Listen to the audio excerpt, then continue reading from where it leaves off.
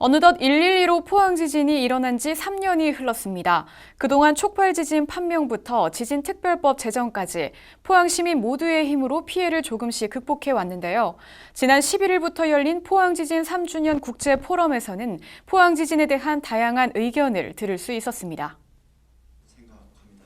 포항시와 112로 지진 지열발전 공동연구단은 11일 포스코 국제관에서 포항 지진의 교훈에서 시작된 새로운 기회라는 주제로 2020 포항 지진 3주년 국제 포럼을 개최했습니다. 이번 포럼은 지열 발전에 의한 포항 촉발 지진과 유발 지진의 다양한 사례에 대한 연구 결과를 공유하고 시민 중심의 도시 재건 경제 활성화 등의 방안을 구체화하고자 마련됐습니다. 포럼은 온오프라인 병행 방식으로 진행됐으며 지진 및 지질 관련 저명 학자들이 참여했습니다. 먼저 공동조직위원장으로 참여한 윌리엄 엘스워스 스탠퍼드 교수가 영상으로 포럼의 의미를 설명하고 이진한 고려대 교수는 지질과학 및 집안공학에 대해 소개했습니다. 이후 국내외 학자들은 유발 지진에 대한 사회적 법적 대응 방안에 대해 심도 있는 논의를 이어갔습니다. 또 포항 지진의 피해 회복과 도시 재건을 위해 우리 지역의 접목 가능한 경제 활성화 및 공동체 회복 방안에 대한 다양한 제안이 있었으며 이영렬 포항 지진 트라우마 센터장은 재난 이후 심리 회복과 생활 안정 방안에 대해 자세히 설명했습니다. 포항시는 이번 포럼에서 논의된 방안을 시정에 접목해 지진 피해를 극복하는 데 도움이 될 수 있도록 행정력을 집중해 나갈 계획입니다. 이렇게 포항 지진에 대한 관심이 계속되고 있는 가운데 포항시는 피해 복구에도 꾸준히 힘을 쏟고 있습니다. 포항 지진 피해 조사 및 사정업체 현장 사무소가 개소하며 실질적인 지진 피해 구제 청신호가 켜졌습니다. 9일 포항 지진 피해 조사 현장 사무소 개소식이 개최됐습니다. 이날 개소식에 참석한 이강덕 포항시장은 본격적인 피해 조사 시작에 대한 환영과 당부의 말을 전했습니다. 원활한 지진 피해 조사와 손해 사정을 위해 개소한 현장 사무소에는 손해 사정 인력이 상주하며 실질적인 피해 구제 지원을 위한 업무를 진행합니다.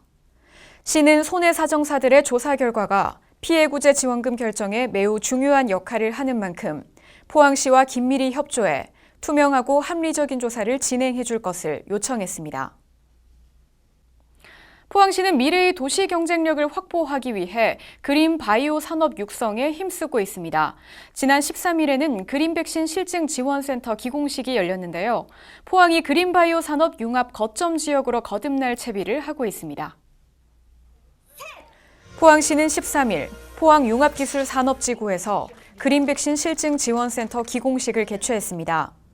그린 백신 실증 지원센터는 국내 그린 백신, 그린바이오 중소벤처기업의 지역 유치를 위해 구축되며 주식회사 바이오앱 등 식물을 기반으로 단백질 의약품 및 기능성 바이오 소재를 개발하는 기업들이 입주할 예정입니다. 그린 백신 실증 지원센터에는 주사제 제형의 동물용 백신 생산이 가능한 시설과 그린 백신 식물 배양을 위한 밀폐형 식물 배양 시설, 그린 백신의 유효능 평가를 위한 동물 효능 평가 시설 등이 들어설 계획입니다. 아울러 포항시는 경상북도와 함께 포항과 경북 중심의 그린바이오 산업 클러스터 구축을 위해 노력하고 있으며 최근 정부에서 발표한 그린바이오 융합형 신산업 육성 방안과 관련 그린 백신 실증 지원센터가 육성 거점 센터로 지정될 수 있도록 힘쓸 계획입니다. 한편 그린 백신 실증 지원센터는 2018년 농림축산식품부의 식물 백신 기업 지원 시설 건립 공모 사업에 선정된 바 있으며 오는 2021년 6월 준공 예정입니다. 간추린 소식 전해드립니다. 포항시는 9일 오천읍 원동 부영 사랑으로 1차 아파트에서 포항시 공동육아 나눔터 2호점 개소식을 가졌습니다. 개소식에는 지역 주민 등이 참석했으며 공동육아 문화 확산 및 발전을 기원했습니다. 공동육아 나눔터 2호점은 여성가족부 공동육아 나눔터 설치 지원 사업에 공모 선정돼 신한금융희망재단의 후원으로 약 2개월간의 리모델링 공사를 거쳐 완성됐습니다.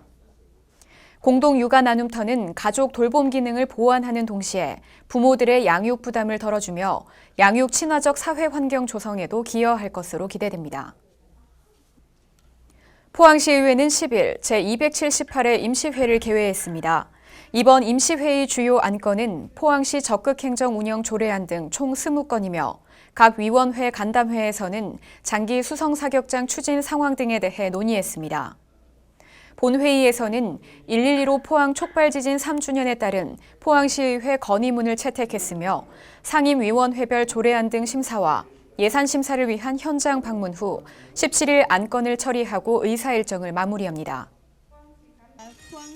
지난 10일 포항시청 광장에서 포항 관광택시 발대식이 열렸습니다. 포항시는 지난 9월 관광택시 기사를 공개 모집해 최종 선발된 인원을 대상으로 친절 및 문화 관광 해설 교육을 실시한 바 있습니다. 또 구룡포 일본인 가옥거리, 호미곶 등 주요 관광지를 중심으로 현장 교육도 진행했습니다. 한편 관광택시 예약은 포항시 문화관광 홈페이지에서 가능합니다. 11일 포항시 청소년재단은 포항 YMCA, 포항 YWCA와 청소년 사업 활성화를 위한 상호 업무 협약을 체결했습니다.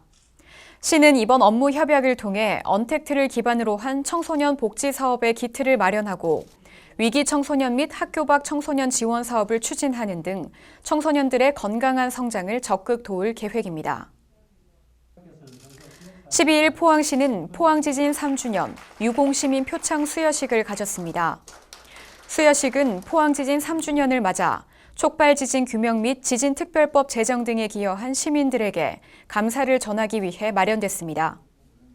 수상자는 안경모, 이구군 한동대 교수, 배국이 장량동 개발자문위원장 등이며 수상기관은 포항지진 시민연대, 대동빌라 소규모 재건축 정비사업조합입니다. 네, 현재 포항시 전 지역에 마스크 착용 의무화 명령이 발령된 상태입니다.